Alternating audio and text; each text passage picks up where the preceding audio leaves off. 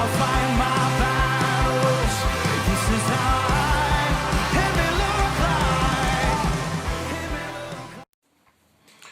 Olá, amados, graça e paz, que tudo vá bem a todos. Eu sou mais um filho amado de Deus, em recuperação do controle, da baixa autoestima e também lidando com as feridas e traumas da infância. Meu nome é Flávio. Que bom estarmos aqui celebrando a nossa recuperação, reconhecendo nossas áreas de recuperação. E esse tema de hoje fala de como lidando com a culpa, né? É um tempo muito memorável. Você que está online, nós louvamos a Deus pela sua vida, mas também já estamos no presencial. Seja bem-vindo, seja bem-vinda aqui na Comunidade da Graça, Melina Matarazzo, e também no online. Divulgue, compartilhe esse vídeo, compartilhe a mensagem daquilo que o Senhor tem transformado a sua vida, tem também te auxiliado, o Espírito Santo e Jesus tem auxiliado nas nossas recuperações. Amém? Nesse tema de hoje, quero me basear pelo princípio de número 4. Abertamente analiso todas as minhas falhas e confesso a mim mesmo e a Deus e alguém da minha confiança. Também quero aqui lembrar do passo 7. Reservo diariamente um tempo com Deus para autoavaliação, leitura da Bíblia e oração, a fim de conhecer a Deus e a sua vontade para a minha vida e obter força para segui-lo. Então esses são os princípios para o nosso tema de hoje, né? Baseado num texto que nós vamos ler aqui de 2 Coríntios 7. Mas antes disso, ao lembrar aqui, a culpa tem levado muitos de nós, muitas pessoas, a comportamentos destrutíveis. O sentimento de culpa é uma definição, tá, de um psiquiatra, diz assim: o sentimento de culpa é viver abaixo do padrão desejado ou do padrão imposto. Então, nós criamos um padrão para nós mesmos. Quando nós não conseguimos atingi-lo, nós sentimos culpados por daquilo não dar certo.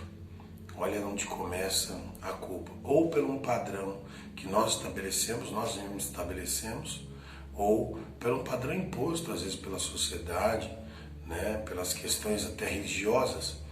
E aí nós não conseguimos nos adotar aquilo, nos sentimos culpados, né? Começa uma área da lei a atuar. Sentimos culpados e não vivemos. Olha que interessante, se não avaliarmos nossos pensamentos, alguém vai avaliar nosso comportamento. Então, quando nós não avaliamos pensamentos e eles começam de várias acusações e culpa em nós, e não avaliamos isso de maneira como a válvula DCD que a gente usa aqui, determinar, criticar, DCD. Duvidar, criticar e determinar. Quando nós não fazemos isso, provavelmente teremos um comportamento, e esse comportamento será avaliado por alguém. Então sempre avalie seus pensamentos. Os sentimentos de culpa trazem a percepção de que falhamos conosco ou com alguém. E isso nos remete a quê? A culpa faz no sentido do desejo de ser punido. Sabe quando nós erramos e esperamos que alguém nos puna por aquilo? Sabe quando erramos e alguém fala: não, mas está tudo certo, está perdoado. Você nem consegue se sentir perdoado, porque de fato a culpa está ecoando lá. Porque o sentimento é que se eu for punido, se alguém falar, gritar comigo, se alguém me der um castigo ou coisa assim, se chamar a atenção, a culpa, quando ela está em evidência, ela leva a gente a desejar ser punido. E isso não faz desfrutar da graça plena de Jesus, né? Porque Jesus nos perdoou de todas as nossas culpas, de todos os nossos pecados. Nós éramos culpados, porque nós vivíamos uma vida totalmente atolada no pecado. Mas o Senhor já nos perdoou de toda a dívida. O escrito de dívida foi pago, como diz lá em Gálatas. Então o que acontece? ainda nós muitas vezes procuramos ser punidos, mas assim, como eu sou salvo, não fiz nada para ser salvo, isso é graça, né? Pela graça sois salvos, diz a palavra de Deus. Não vem de homens, é dom de Deus. Então ocorre a partir daí que nós precisamos aceitar essa graça abundante. E a culpa, ela faz o trajeto de não aceitação, né? Eu sou culpado, então não sou aceito. Então essas coisas ficam sempre perseguindo alguém que se sente culpado. Mas algo aqui, o perfeccionismo tende muito a nos levar à culpa, porque se as coisas não andam conforme eu quero, na minha perfeição, então algo saiu errado, me sinto culpado. Alguém que carrega a culpa também tem esse sentimento. Ele se sente muito responsável, trazendo várias preocupações, mas no final de tudo é culpa. Esses exemplos são simples. Eu gosto de usar os meus próprios exemplos. Então, quando eu me sinto culpado, eu falo, puxa, eu não vou resolver, eu vou acertar e tal. Eu vi que eu deixei alguma coisa para trás, eu corro no que tentar resolver, aí já fico marcando, não, olha, vai dar certo, vou fazer assim, assim, assado.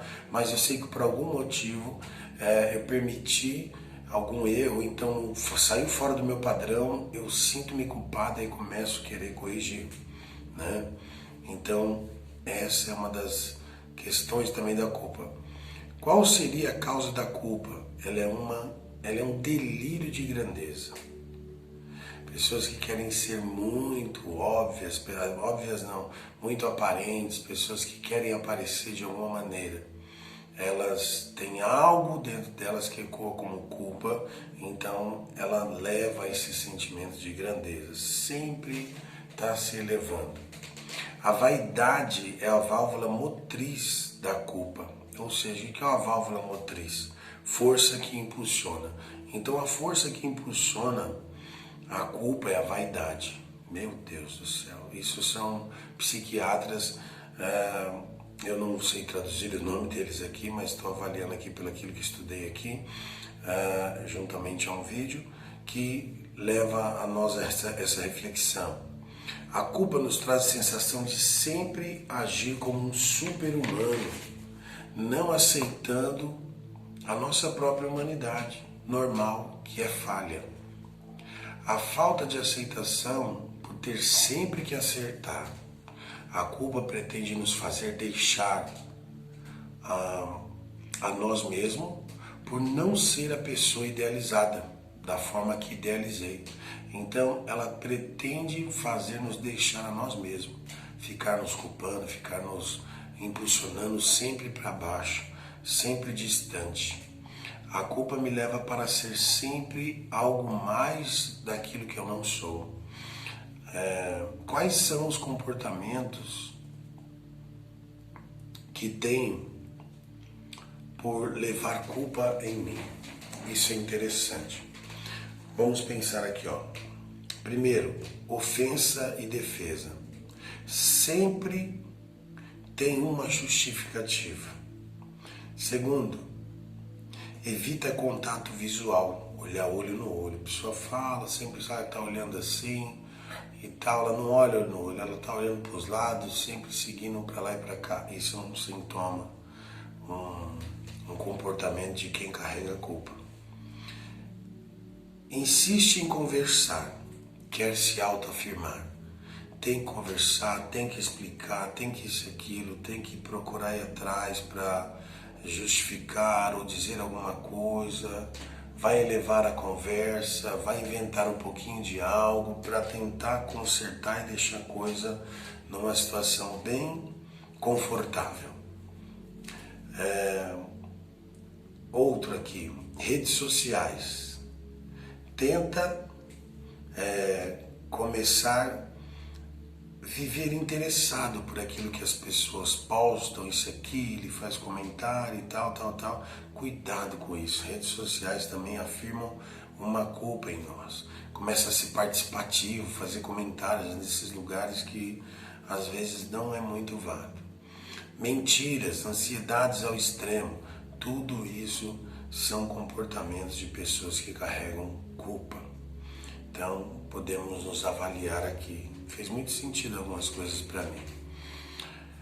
Olha o ciclo da dependência, o ciclo de dependência e codependência que envolve também a questão de uma pessoa culpada. Primeiro, a pessoa culpada, ela é amarga, ela reclamona, tudo reclama. A culpa é uma das maiores causas de doenças emocionais, né? De doenças até mentais, diz um psiquiatra aqui. Então, nós precisamos fazer uma autoavaliação hoje. Por isso que eu li esse princípio 7, que nós devemos reservar diariamente um tempo com Deus para autoavaliação, a leitura da Bíblia, a fim de conhecer a vontade de Deus e ter força para segui-la. Também abertamente analisar as nossas falhas e confessar a nós mesmos, a Deus e alguém da nossa confiança. Quando nós confessamos essas questões que nós sentimos culpados, nós somos livres, nós somos libertos, nós somos curados, nós somos sarados. Mas para isso eu preciso fazer uma autoavaliação, eu preciso reservar tempo, eu preciso orar, eu preciso falar com Deus a respeito disso. E dentro desse programa, ser uma pessoa honesta, que compartilha. É difícil dizer, irmãos, mas pessoas dizem assim, não tem problema algum, ela carrega tanta culpa que ela não consegue nem dizer, que ela não reconhece algumas questões, mas o comportamento, que como nós falamos no início, acaba fazendo que outras pessoas nos avaliem a respeito do nosso comportamento. Então nós precisamos reconhecer algumas questões. Flávio, mas a palavra de Deus diz que o Senhor levou sobre ele, levou nossas enfermidades, levou nossas acusações, levou nossas culpas. Ele levou. E eu aceitei tudo que ele levou. Fica aqui uma reflexão para nós. Vamos fazer aqui um ciclo da dependência e da codependência que gera essa dor e essa culpa. Ciclo viciante. Primeiro, começa aqui, ciclo viciante. Vai para esse ponto aqui, que é a dependência de uma pessoa, ou de uma droga, ou de um site, ou da alimentação, ou dos gastos. Aqui, a pessoa está no ciclo, ela inicia aqui, aí ela vai para a área de compensação daquilo que já se tornou o ciclo dela, vicioso. Então pode ser o site, pode ser a bebida, pode ser a droga, pode ser até a pessoa pela qual ela é codependente, e ela faz esse contato com isso. A partir desse contato do uso, ou contato com a pessoa, ou aquilo que foi comprado, aquilo que foi gasto, ou tanto que comeu, né? Aí gera o terceiro ciclo de consequências da prática daquilo que usou. Aí começa a gerar culpa. Então é mais fácil entender, a pessoa foi lá e ela comeu tudo que ela não deveria comer, né? Ela passou do ciclo 1, foi para o ciclo 2, teve ali o ato, fez contato, comeu, depois a terceira parte é a consequência daquilo que ela fez. Ela comeu e começa se culpar, aí porque eu fiz isso, aí começa a se sentir mal, ou aquele que usa, ou aquele que comprou, gastou demais sem poder, ou aquele que abriu o site e viu o que não deveria ver, e assim por diante em cada área. Entende? Aquele que não era para se irar e de repente explodiu, xingou, falou um monte de coisa, e aí ele ali viu lá as tensões, mas depois ele para e fica se sentindo culpado. Aí isso gera aqui a culpa, o terceiro ponto. No quarto ponto ele vai para a dor. Ele fica remoendo aquela dor da culpa que leva todas essas consequências, todos esses comportamentos que falamos aqui, da ofensa, da defesa, de tentar se justificar, de não querer se afirmar, mas não conseguir olhar no olho. Aí depois vai na rede social, faz aqueles comentários, ou fica mentindo, ou começa a ter aqueles anseios terríveis, e tem outras áreas mais. É assim que começa o ciclo. Porém, não tendo resultado, ele vai para o ciclo de novo. Aí nós lembramos aqui, se nada muda, tudo se repete. Aí fica nesse ciclo vicioso, ciclo viciante. Prática daquilo que é a área de compensação, consequências, dor, ciclo de novo. E assim vai. Meu Deus, que situação terrível, né? 2 Coríntios 7, versículo 8, eu vou ler na Bíblia a mensagem, diz assim: sei que causei grande preocupação a vocês com minha carta, ainda que tenha me sentido muito mal na época. Sinto-me bem agora, quando penso que, como tudo acabou, a carta aborreceu vocês, mas por pouco tempo. Agora estou contente. Não por terem se aborrecido, mas porque foram desafiados a mudar. Vocês permitiram que a tristeza os levasse a Deus, não que se desviasse dele, e saíram ganhando e não perdendo. A tristeza que nos aproxima de Deus age assim. Ela abala nossas estruturas e nos leva de volta ao caminho da salvação. Jamais lamentamos ter experimentado esse tipo de dor, mas quem permite que a tristeza o desvie de Deus vive cheio de remorso que podem levá-lo a um estado terminal. Agora, digam-me, não são maravilhosos os caminhos que a tristeza toma para nos aproximar de Deus? Então, assim, vocês estão mais vivos, mais cuidadosos, mais sensíveis, mais reverentes, mais humanos, mais apaixonados, mais responsáveis. Por quê? Por qualquer ângulo, o resultado foi maior pureza de coração. Então, amados, quando nós olhamos aqui esse texto, nós vemos que a tristeza, segundo Deus, ela gera em nós. Ela gera em nós não remorso, ela gera em nós arrependimento. A tristeza, segundo Deus, nos leva à salvação. A tristeza, segundo o mundo, que é a culpa, leva à morte. A tristeza, segundo Deus, produz dedicação, produz indignação por algumas coisas, produz temor, produz saudade, produz uma preocupação de mudar, que a justiça de Deus seja feita, sabe? Ela nos produz coisas boas, a tristeza segundo Deus, quando nós somos tocados por Ele.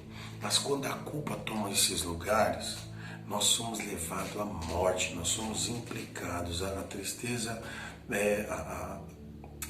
a culpa do mundo que o Senhor já nos tirou de nós, a gente precisa ver onde ela está e tomar posse e começar a viver uma vida mais plena de convicção.